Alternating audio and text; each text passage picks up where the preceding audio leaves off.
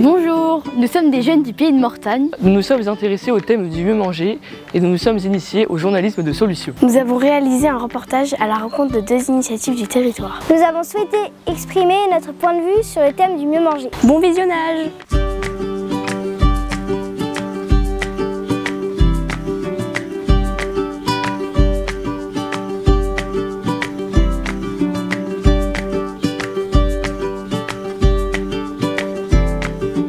Maintenant, dans notre société, on n'a plus vraiment le temps de vraiment bien penser à comment bien s'alimenter parce que on est toujours en train de faire quelque chose et donc l'alimentation ça passe en second plan et c'est pour ça que je pense que les fast-food ça a un grand succès parce que tout le monde cherche à manger le plus rapidement possible sans vraiment se préoccuper de qu'est-ce qu'on mange, enfin pourquoi je mange ça et voilà.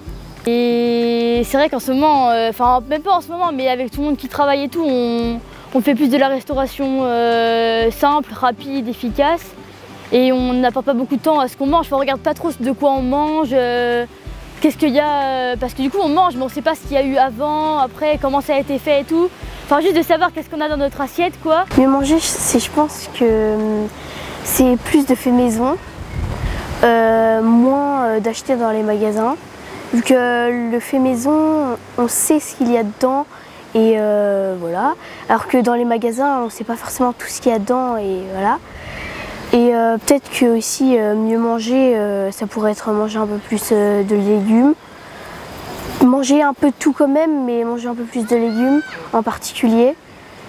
Vu que des fois on mange pas très bien, comme quand on n'a pas trop le temps, on mange mais pas, on mange pas ce qu'on a besoin quoi. Pour moi, une alimentation durable, c'est quand on consomme de la nourriture, mais que ça n'a aucun impact sur la planète. Je sais que par exemple, tout ce qui est pesticides, choses comme ça, produits chimiques, tout ça, ce n'est pas bon pour l'environnement.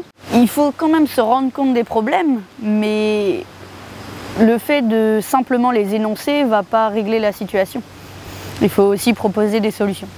Que les agriculteurs ils soient plus mis en avant qu'ils dans les magasins, que dans les grandes surfaces, qu'il y ait plus de rayons pour le bio, enfin pour les agriculteurs qui soient un peu plus connus, vu que souvent on oublie les agriculteurs, on mange tous un peu de l'industriel et du coup les agriculteurs et les producteurs locaux et tout, ils s'y retrouvent pas trop. Des légumes dans les magasins, c'est vrai que voilà, mais si on peut faire des potagers chez nous, un jardin ou des choses comme ça, c'est vrai que c'est très bien.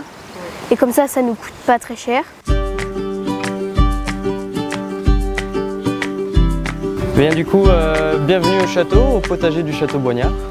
Bienvenue sur la parcelle dédiée donc à la production alimentaire pour les restaurants du château. Donc on a 2 restaurants, la table gastronomique. On a également le bistrot qui vient d'ouvrir. Et l'objectif ici c'est de pouvoir fournir en légumes et à terme en fruits et petits fruits également les 2 tables et qu'on n'ait pas d'achat extérieur à faire suite à tout ça. Donc il y a 1 an et demi ici on était encore sur une prairie. On s'est attelé depuis l'an dernier à créer tous les espaces de culture.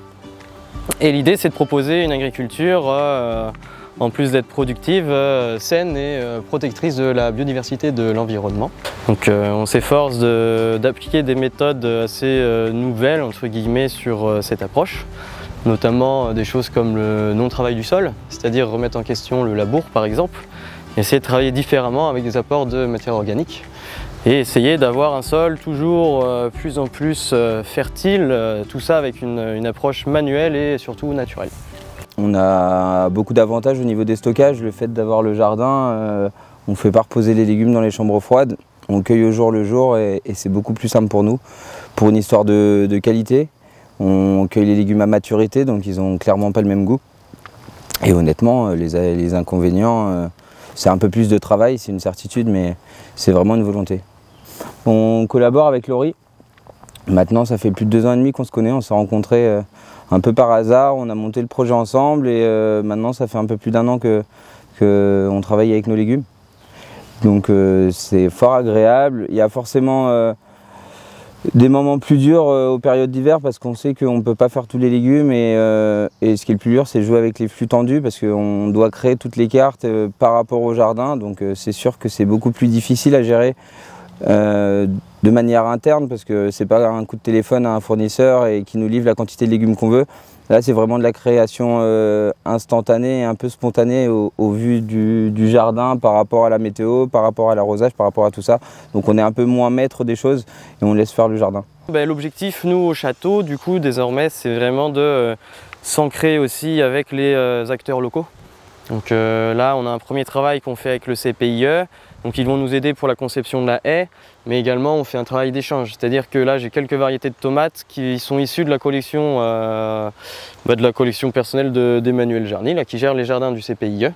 Et du coup l'idée c'est de pouvoir les reproduire ici, pour les proposer d'une part sur la table et de deux les reproduire pour qu'on puisse en même temps continuer à développer un peu la variété.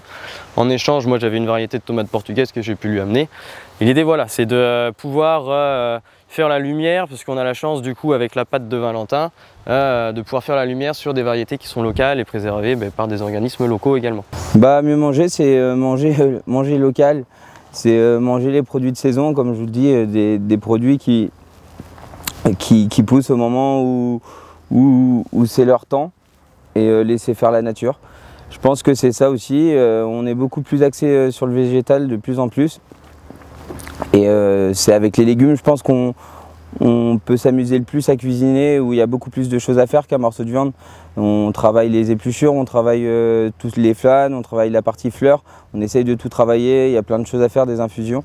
Et par rapport à ça, c'est beaucoup plus digeste, je pense. À l'époque de mon école, on a forcément eu des stages qui ont été faits soit en collectivité, soit dans des maisons où ils ne travaillaient pas forcément tout maison, où on se servait un peu d'un ciseau pour ouvrir des sacs. Et je trouve qu'il y a beaucoup moins d'intérêt, il y a beaucoup moins d'importance sur l'intérêt du produit et des saisons du coup. Et on s'amuse beaucoup moins, quoi. Il y a moins de personnalisation, il y a moins de connaissances et de transmission au vu des équipes.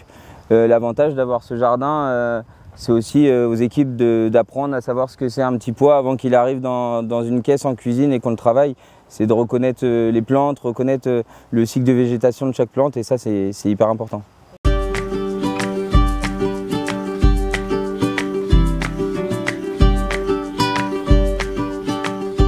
L'aquaponie, c'est un système qui va permettre d'avoir une production maraîchère, donc des légumes, et piscicole avec des poissons. L'aquaponie que je pratique moi, c'est une aquaponie où je vais pouvoir faire du salmonidé. Donc salmonidé, ça va être tout ce qui va être truite, saumon, truite arc-en-ciel, fario, des choses comme ça. Donc comment ça fonctionne en fait? On va avoir les excréments des poissons qui ni plus ni moins vont servir à faire pousser nos plantes de façon simple en cercle vertueux. C'est-à-dire que c'est toujours la même eau qui est filtrée entre parenthèses par les plantes et elle retourne aux poissons et ainsi de suite. Ce qui permet d'économiser en gros 80-90% d'eau et de produire surtout son poisson chez soi et ses légumes. Il y a à peu près 3 ans, 2 ans et demi, 3 ans, je commençais un potager en permaculture, juste là-bas. Et je suis tombé sur une vidéo d'un monsieur qui s'appelle François Petitet-Gosniak, qui avait ce système. Et ce monsieur-là, il a créé une association et écrit des livres pour aider le particulier à fabriquer son propre système. Donc j'ai lu les 2 livres. Et ensuite, j'ai adhéré à l'association, donc qui sont aujourd'hui 280 personnes, aujourd'hui, même un peu plus. En France, il y en a en France, à Istanbul, voilà, un peu de partout, en Suisse, en Belgique. Et en fait, ils aident à fabriquer son propre système. Et ensuite, moi, j'ai vu ce que ça produit et vu les avantages de ce système-là, j'en ai fait un prototype, et maintenant, aujourd'hui, pour le commercialiser, pour que ça touche le grand public. Puisque quasiment tout pousse en aquaponie. Donc on va dire, par rapport à un potager traditionnel, on va éviter les pommes de terre qu'on va faire pousser en terre à côté, arrosées par l'eau du système bien sûr. Les carottes également. Et après sinon quasiment tout pousse. Le poisson il peut arriver à toute petite taille dans le système. J'ai même des amis qui eux commencent le développement du poisson à l'étape d'œuf. D'accord? Donc c'est à dire que chez eux, ils achètent des œufs et ils vont développer jusqu'à avoir des gros poissons comme ça chez eux. D'accord? Alors ça demande un peu de temps, mais ça marche, on peut le faire aussi. Et après, par exemple, celles que j'ai ici, les plus vieilles, elles ont 3 ans à peu près, quoi. Le mieux manger, alors du coup, c'est manger des produits sains. Alors l'avantage de l'aquaponie, il est aussi que du coup on va avoir forcément, donc là on travaille sur un système aquaponique naturel. Donc on ne va pas avoir de pesticides, on va travailler qu'avec des produits naturels, donc du poisson sans entrants aussi. Les légumes, on ne va pas mettre de produits non plus, c'est vraiment, on laisse faire la nature. D'accord ? Ce qui est intéressant aussi avec l'aquaponie, c'est vraiment pour ces systèmes-là pour particuliers, c'est qu'on est sur du circuit court. D'accord ? Donc ça veut dire qu'à 10 h le dimanche, quand je décide de manger un poisson, une bonne truite, eh ben je fais 10 mètres de ma cuisine jusqu'ici, je sors un poisson et je le prépare. D'accord ? Le poisson, il n'a pas fait des milliers de kilomètres avant d'arriver dans mon assiette. Il a fait 10 mètres et il est sain. Voilà. Et le but du jeu aussi, bah, c'est surtout de donner des produits bons pour mes enfants, hein, et puis pour moi également.